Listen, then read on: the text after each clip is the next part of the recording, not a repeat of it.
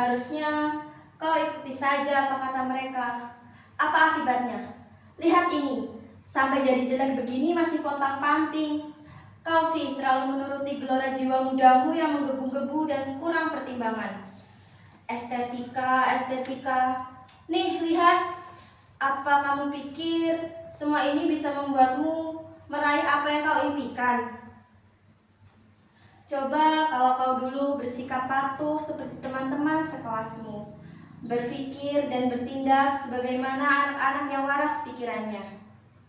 Kamu malah edan-edanan sama puisi, musik, dan seni. Halah, pret.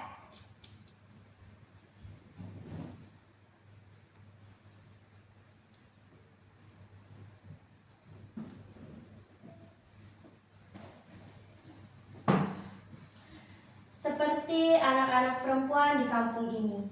Saya tak tahu cerita istimewa apa yang saya miliki dan bisa saya banggakan. Selain cerita lumrah yang tak akan mengilhami siapapun. Tapi sejak guru bahasa Indonesia kami menunjukkan puisi yang sangat indah. Saya merasa ada yang dituangkan ke dalam kepala dan dada saya yang tak bisa saya jelaskan. Saya tak membenci pelajaran-pelajaran yang lain, tapi saya jadi cinta banget sama puisi. Novel-novel hebat dari pengarang-pengarang di negeri ini maupun pengarang dunia. Musik, drama, lukisan, dan tari. Semua karya seniman yang tak habis saya kagumi. Tapi teman-teman di kelas menganggap saya sok tua. Tua sebelum waktunya. Orang aneh, gak matching dengan umur, dan sejumlah gelar khusus lainnya saya peroleh.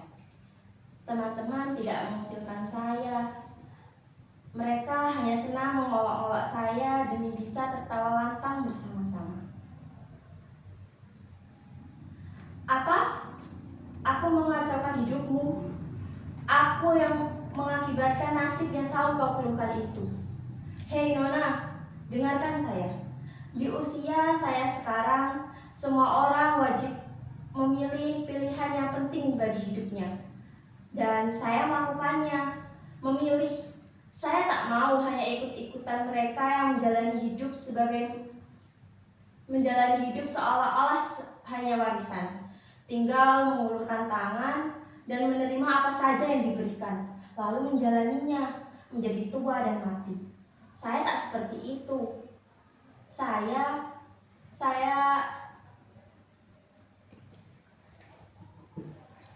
Jika orang lain tak memilih apa yang saya pilih, itu hak mereka. Itu juga sebuah pilihan. Tapi kau tak bisa terus-terusan menyalahkan saya dengan pilihan saya ini. Saya menjadi pengarang, seniman.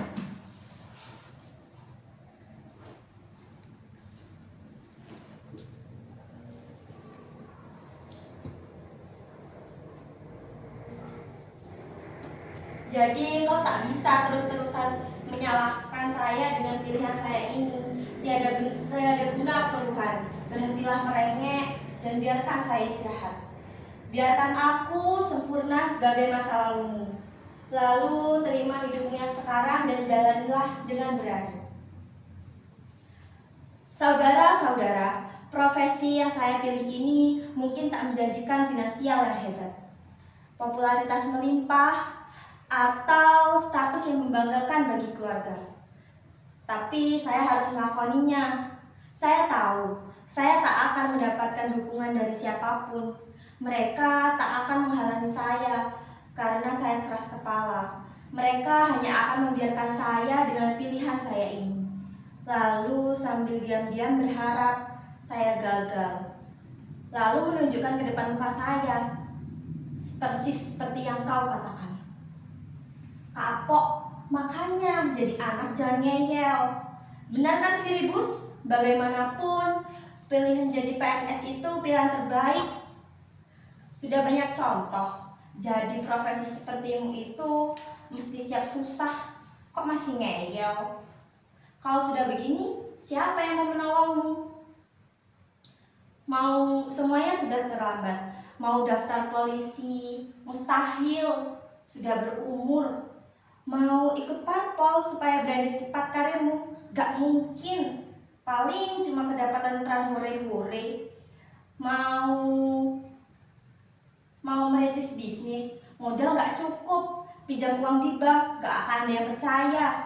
Masa mau sodorkan puisi-puisimu itu sebagai jaminan? Andai kau dulu melanjutkan kuliahmu, minimal punya ijazah S1 untuk melamar pekerjaan. Pikiranmu itu terlalu liar. Harusnya kau sama seperti anak-anak yang lain, beres SMA, nyambung kuliah, sesudah sarjana cari kerja, lalu menikah, bahagia sampai tua, mati masuk surga. Itu yang benar.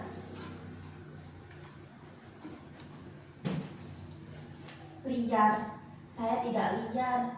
Saya tahu batasan-batasan. Saya hanya ingin berpikir bebas. Saya hanya ingin memilih sendiri hidup apa yang akan saya jalani. Apakah berpikir bebas selalu dicurigai dan dianggap berbahaya? Mengapa seorang remaja hanya boleh berpikir hal-hal yang serba gampangan, serba permukaan? Apakah perempuan seusia saya akan menjadi sinting hanya karena menggamari puisi, sastra, atau cita-cita yang dianggap baik harus sesuai dengan standar hidup orang banyak? Apakah seorang yang belajar dan bekerja tekun akan dianggap benar kalau jadi PNS, polisi, tentara, pegawai bank? Di luar profesi-profesi yang menjanjikan itu, orang akan dianggap gagal atau keliru. Apakah menjadi seorang remaja sama dengan memenuhi kepala dengan tempat nongkrong yang asik, mengumpulkan sebanyak-banyaknya pertemanan di medsos, gonta-ganti status FB, supaya up to date setiap hari? Saya tak membenci semua itu, tapi saya hanya tak ingin jika hanya itu isi batok kepala saya. Saya ingin saya menjalani hidup dengan cara saya sendiri, dan saya menemukannya dalam puisi, sastra, dalam seni. Apa itu salah? Mungkin kalian berpikir bahwa kata-kata saya ini, kalimat-kalimat yang saya ucapkan ini bukan berasal dari benak seorang anak remaja, atau kalian sudah mulai berbicara dalam benaknya, bahasanya terlalu tinggi, atau ini sih cuma naskah drama, aslinya gak begitu. Tidak, ini memang saya. Semua ini keluar dari benak seorang anak remaja. Kalau di antara kami hanya mengerti bahasa yang gampangan, itu karena memang yang diberikan kepada kami hanya sampah. Beri kami bahasa yang memiliki kekuatan, yang bisa menggedor jiwa kami. Beri kami kalimat-kalimat yang mempunyai kedalaman dan tempat kami untuk bersusah payah mencernanya. Maka Anda tak lagi merasa aneh jika ada remaja seperti saya.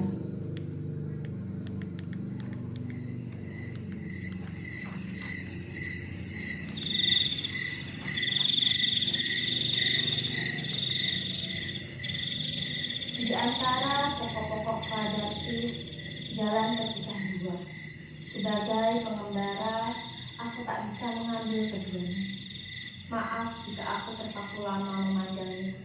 Kupandang begitu rupa salah satunya, sampai pada semak-semak di ujung sana. Kupandang juga jalan yang satu lagi, sepertinya lebih menarik hati. Rumputannya rapi seperti gampang dilalui. Bagi yang sudah pernah melewati, mungkin sama saja rasanya dengan yang tadi. Pada pagi hari, kedua jalan itu terlihat murni. Tak ada jejak-jejak kaki, rumputannya tegak bestari. Oh, kuputuskan, kulalui jalan pertama esok hari, meski tak tahu apa yang akan kutemui di ujungnya nanti. Tak juga tahu apakah aku akan kembali. Barangkali aku harus bercerita dengan duka. Suatu saat, pada umur kita akan berjumpa. Persimpangan seperti jalan bercabang dua, di mana aku telah berjalan pada salah satu jalannya yang jarang sekali dilalui, dan itulah beda kita. Itu tadi karya Robert Frost, guru bahasa Indonesia saya yang memberikannya sebelum ia berhenti mengajar karena ia hanya mengantongi ijazah D3. Dari dia, saya mendapatkan banyak buku-buku yang membuat jiwa saya selalu haus akan hikmah. Dari dia pula, saya merasa tidak takut untuk melakukan hidup. Lihat, saya sanggup. Mungkin saya akan berhasil.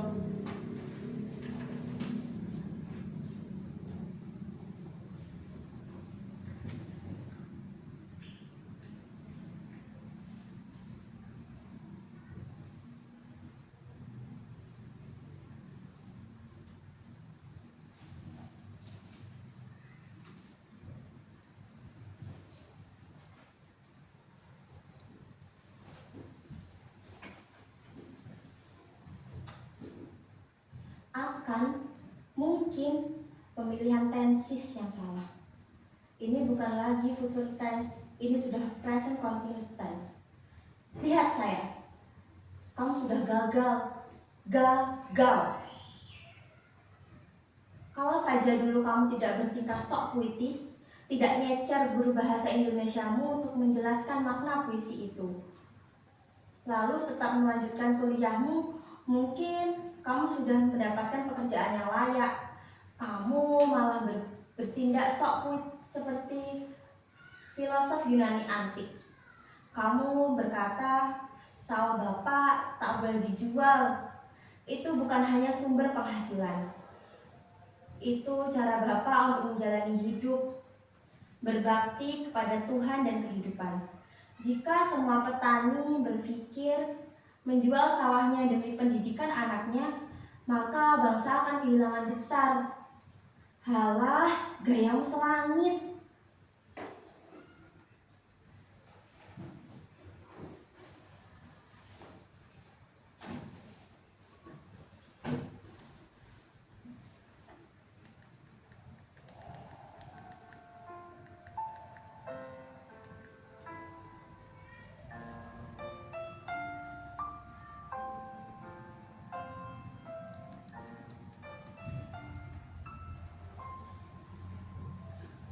Saya susah sekali mendamaikan keduanya.